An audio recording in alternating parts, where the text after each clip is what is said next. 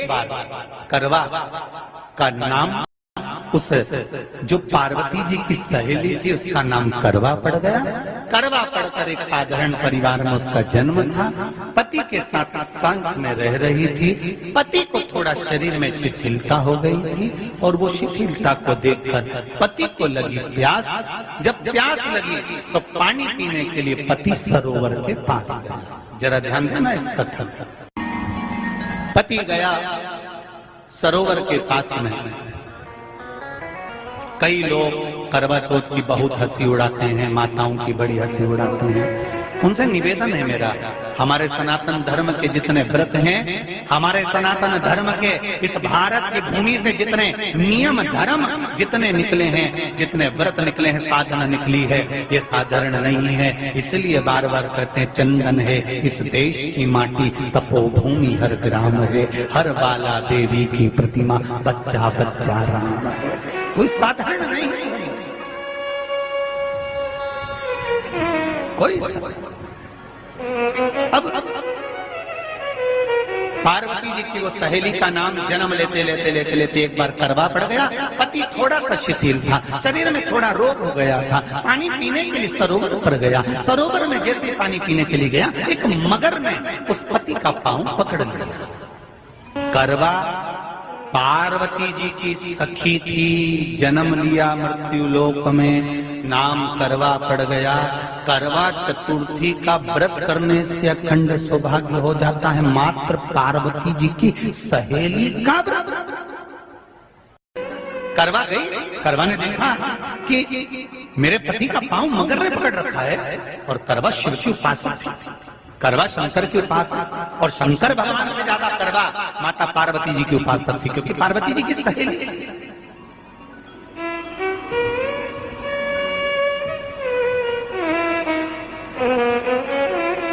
पति का पांव खींच कर मगर पानी में लेकर जा रहा था। करवा आराधना में लगी हुई थी। करवा ने मिट्टी का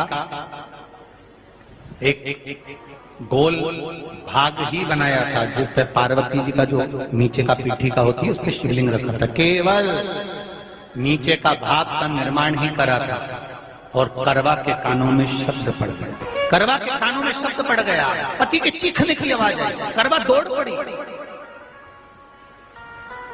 ये तो कैलेंडर में छपा हुआ करवा चौथ का फोटो आने लगा, नहीं तो पहले नियम था दीवार पर बनाई जाती थी और वहां पूजन करी जाती थी।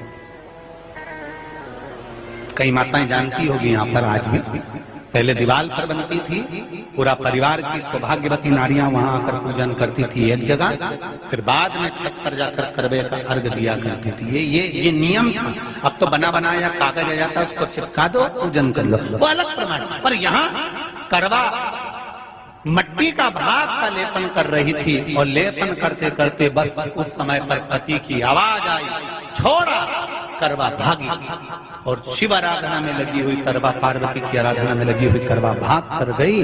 पति को देखा तो मगर खींच कर ले जा रहा था। करवा ने अपना चीर फाड़ कर मगर की पूंछ को पकड़ कर खींचा, और कितना सात्विकता में बल होगा जरा विचार करना, कि मगर को खींच कर वृक्ष के नीचे ले गई, और वृक्ष के नीचे नहीं जा पाई तो वहीं पर घाट के ऊपर घास लगी हुई थी। इसलिए आज भी करवा चौथ के व्रत में आपने देखा होगा कुछ सलाखें, कुछ घास आपको मिल जाती है। उससे एक घास से, मात्र एक घास, एक घास से उसने उस मगर को बांध दिया। मगर हिल नहीं पाया। यम के दूत आ गए इसके पति को मौत के ग्रास ले जाने के लिए। यम के दूत। करवा ने पूछा तुम कौन हो, कैसे आना हुआ? यमदूत कहते हैं तुम्हारे पति का आज अंतिम दिन है, अंतिम समय, अंतिम पल है, ये मरेगा। करवा कहती अगर मारना है तो इस मगर को मारो जिसने मेरे पति का पांव पकड़ रखा। प्राण छोड़ना है तो इस मगर के छोड़िए, मेरे पति के तो प्राण आप ले जा नहीं सकते। करवा हम अपने नियम को नहीं बदल सकते। तेरे पति की अंतिम सांसें हैं, वो मरेगा। मगर को अभी नहीं मरना है, मगर अभी कम से कम 9 महीना और जीवित रहेगा। इसका हमारे पास लेख है। करवा कहती है ऐसा हो नहीं सकता। यमदूत खड़े हैं, ले जाने दे नहीं रही। क्रोध आ गया करवा को, हाथ में जल उठाया। अगर एक यमदूत भी मेरे पति को उठाकर ले जाता है तो मैं शिव भक्त माता पार्वती जी की भक्त करवा आपको श्राप दे दूंगी। सब दौड़ पड़े, यमराज के पास चले गए। यमराज ने पूछा तुम दौड़ कर आए हो, क्या हुआ? यमराज पूछते हैं, दूत कहते हैं वो करवा अपने पति को नहीं लाने दे रही। यमराज वहां कर खड़ा हो जाता है। करवा को समझाया, करवा तेरे पति के प्राण जा चुके हैं, तेरा पति अब मरने वाला है, अंतिम क्षण इसको ले जाने दे, इसका आज आखिरी दिन है। मगर को ले जा पर मेरे पति को नहीं। मान नहीं पाया। यमराज जब क्रोध पर अड़ गया तब करवा को क्रोध आया और क्रोध में आकर जल लेकर करवा ने श्राप देना चाहा यमराज को। यमराज चरणों में पड़ गया, रेन दे करवा, मैं तुझे वर देता हूँ। आज चतुर्थी का दिन है, तेरे पति को मैं जीवन दान देता हूँ। आज के दिन जो तेरे नाम से व्रत धारण करेगा उसका अखंड सौभाग्य स्वयं यमराज करेगा। स्वयं ये वो करवा चौथ का व्रत है। इसलिए करवा चौथ के उद्यापन में लिखा है,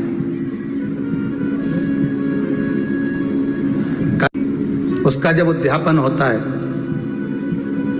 तो एक थाली में 13 जगह पर 4-4 पूड़ी रखी जाती है। आप लोगों को तो मालूम होगा, आप लोगों ने करा होगा करवा चौथ का उद्यापन। एक थाली में 13 जगह पर पूड़ी और सीरा, सीरा मतलब हलवा रखा जाता है। और रखने के बाद में उसके ऊपर एक पत्तल रखकर उस पर सुहाग का वस्त्र, साड़ी, 5 वस्त्र, सुहाग सामग्री सब उस पर रखी जाती है। और रखने के बाद में हाथ में कंकु, चावल, हल्दी लेकर, संकल्प लेकर उस थाली पर से घुमाया जाता है। कामना करी जाती है, हे चौथ माता, हे करवा चौथ, हे चतुर्थी मां, मेरे जीवन में मैंने आपका व्रत करा है, मेरे इस व्रत को स्वीकार करना, मेरा सौभाग्य का, मेरा मांग का सिंदूर, मेरी भाल की बिंदी, मेरे हाथ का चूड़ा, मेरी पाँव की बिछोड़ी, इसको अमर करना मां। और जो ये वस्त्र मैं दे रही हूं, इस वस्त्र को मैं जो प्रदान कर रही हूँ चौथ माता, इसको स्वीकार कर कर मेरी भी चुनड़ी को लाल बनाए रखना। तब उस साड़ी को, उस वस्तु को, उस सामग्री को उठाकर घर की वृद्ध सास को, जो घर में सासू होती है, उसको दिया जाता है। सास नहीं हो तो किसी सौभाग्यवती नारी को दिया जाता है।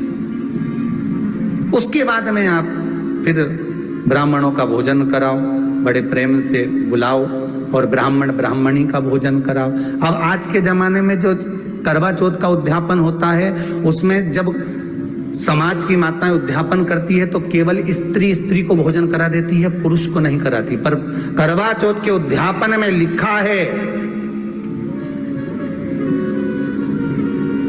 कि ब्राह्मण का भोजन होना चाहिए, उसके साथ सौभाग्यवती नारी आए, उसकी पत्नी। पर अपन ने तो सोचा कि चौथ माता का उद्यापन है तो केवल स्त्री को खिला दो, उद्यापन का पूर्ण फल मिल जाएगा। नहीं, उसका सुख नहीं है और देने का भी फल है महाराज। करवा चौथ का उद्यापन करो तो भोजन करने उसको बुलाओ जो अपने घर का हो, उसको उद्यापन में नहीं गिनो। अपने घर के लोगों तो वैसे ही भोजन करेंगे, घर का व्यक्ति तो वैसे ही भोजन करेगा ना, पर अपन ने उन्हीं को गिना। ने हमारी बड़ी जीजी के गिन लो, ने छोटी जीजी गिन लो, ने भांजी के गिन लो, ने उसके गिन लो, ने उसके गिन लो, ने 13-14 ऐसे इकट्ठा कर लिया। ये सब ये अपने इकट्ठे हो गए, ये तो अपने हो गए। ये तो तुम उद्यापन करोगे तो घर में इनको तो जिमाना ही पड़ेगा क्योंकि तुम्हारे रिश्तेदार हैं। दूसरे को जिमा कर जब हम दान देते हैं, दान उसको लगता है जो दूसरे को दिया गया। कई लोग कहते हैं हमने बहन बेटी के दे दिया, तो बहन बेटी क्या दान लेती है? किस पुराण में लिखा है कि बहन बेटी दान लेती है? हमको वो भी बताना कि बहन बेटी दान लेती है, क्योंकि बेटी तो खुद कन्यादान में जाती है। बेटी का कन्यादान होता है, वस्तु का दान नहीं। बेटी खुद दान में दी जा रही है, कन्यादान में। बेटी कभी दान नहीं लेती महाराज, बहन बेटियां कभी दान नहीं लेंगी। और बहन बेटियों को कह भी देना चाहिए, अगर भाभियों बोले कि हमने जीजी को दान है, दान मान नहीं ले रहे हैं, देना हो तो ठाट से हमारा हक दे रही हो। हम साल भर में आते हैं तो राखी पे साड़ी दे रही हो, ये हमारा हक है कि हमारे मकान में रह रही हो, हक दे रही हो, दान नहीं। दान देना है तो पंडित जी के दो, दान देना है तो ब्राह्मण को दो, गौ माता को दो। हम दान नहीं ले रहे, हम अपना हक मांग रहे हैं।